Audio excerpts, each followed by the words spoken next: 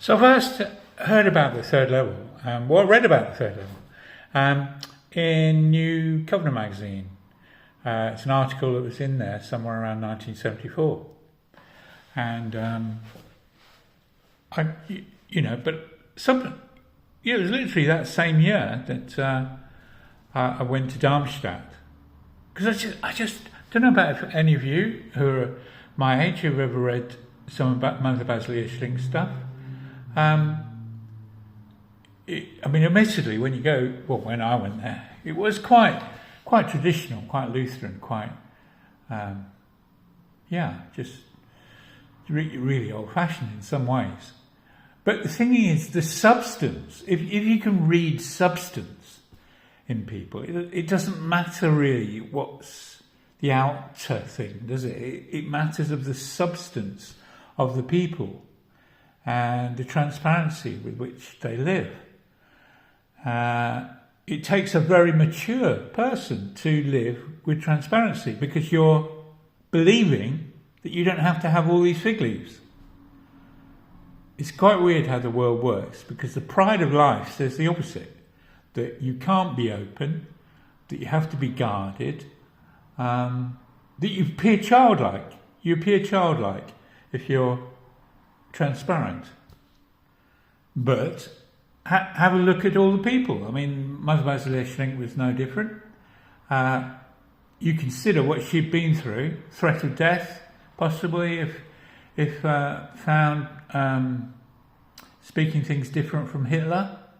So they actually formed the group, the original sisterhood, started meeting and forming. Obviously they had no premises, nothing, and that was during Hitler's period. So, but you wouldn't know it. You wouldn't have known it looking at her face. And sort of fairly skipped in, really. I was only, 14, 15, 16. I was 16 at the time, so I was pretty impressed. I was impressed that any 60-year-old or 50-year-old or something was skipping anyway.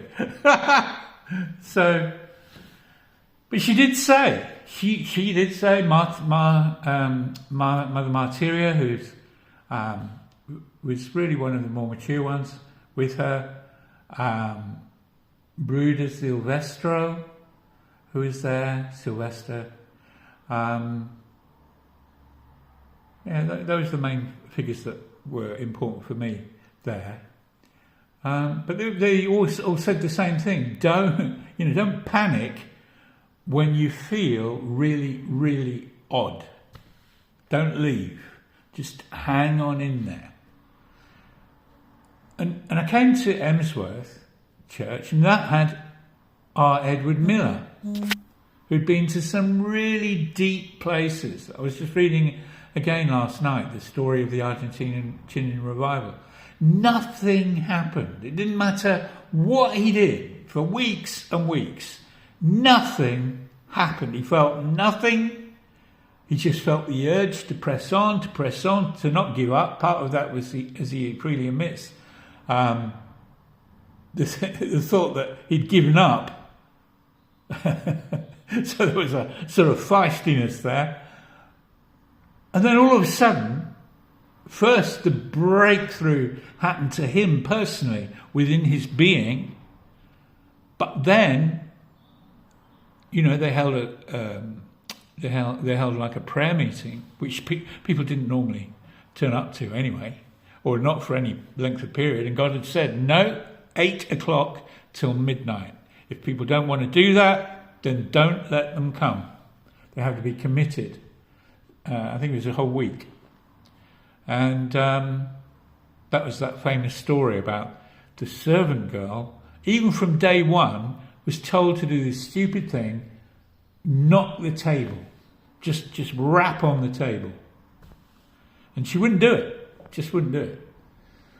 But all to say is that when Ed Miller was ministering, Jorge Pradas was ministering, Ian McCulloch was ministering, they were ministering at a deeper level than the bog standard charismatic thing that was going on at the time. Mother Basil Ischling, the same. Norman Grubb, the same, if you read Norman Grubb's books. What about Sam Fife? Sam Fife was another group, third level type group, and they had churches all over the world, communities. They were communities, and they would say the same. They would say, just hang on in there while the Holy Spirit is processing and doing things. And so why would all these people be saying the same thing? Are they all religious? Well, what about Jesus? No matter what he said, at this deep level of simple truth, he was going to be taken away and killed. They couldn't handle it. It's like the last 3 years. You say to people what's happening, they can't handle it. The Israelites in the wilderness. There's this, there's a slight problem. We've got some giants in the land. We're going to be, What? Don't tell me.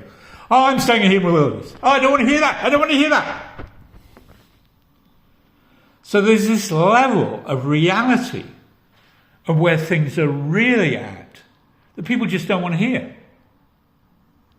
They invent these nice scenarios of us being 4 billion years old and 4 billion, years old or whatever, and things evolving over millions of years. It's a nice fantasy.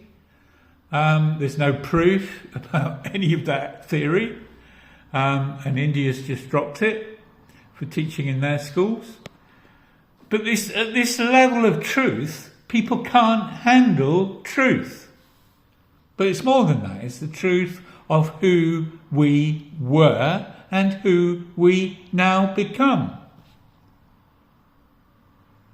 So they can't all be wrong because these things are in the Bible.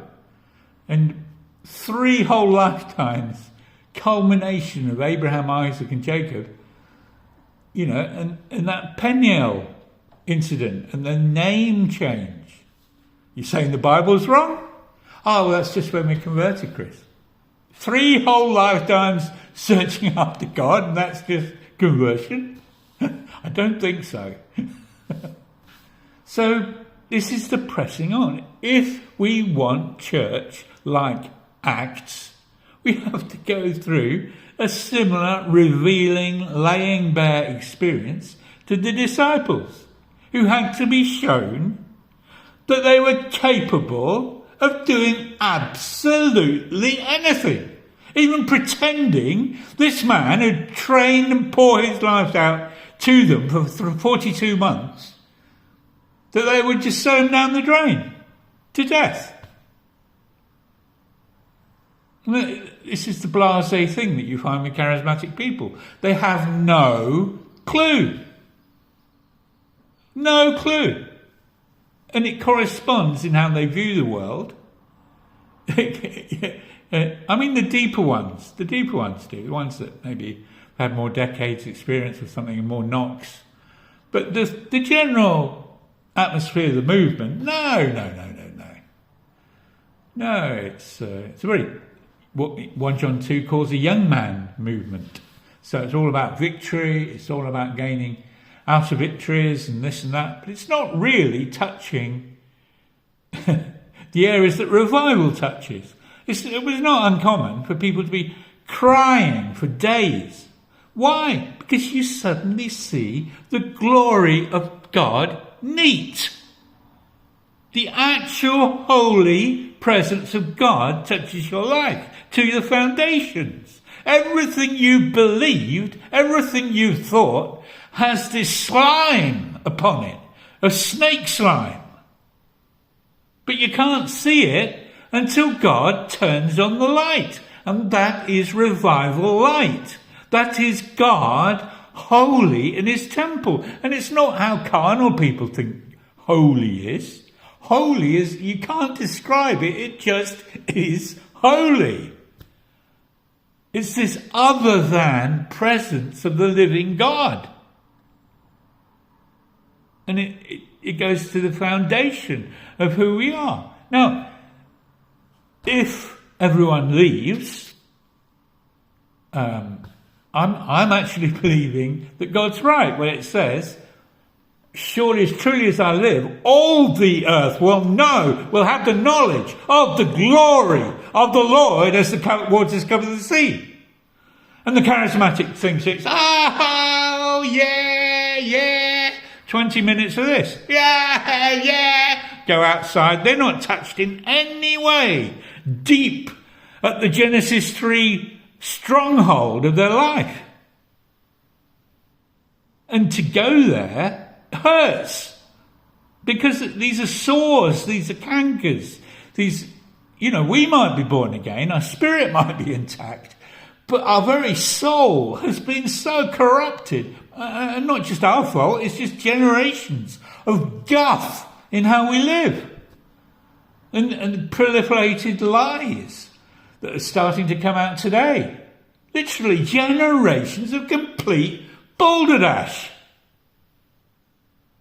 Do you want that to be touched? And the first ones to get it touched won't be popular with the other people that don't want it touched. They want to live in darkness. They don't want to know. They just want their tiny little environments. They want their little environments to be true. But I figured it's surely better to know the truth, isn't it? However much it hurts, at least we can then know and receive the healing and live on a rock.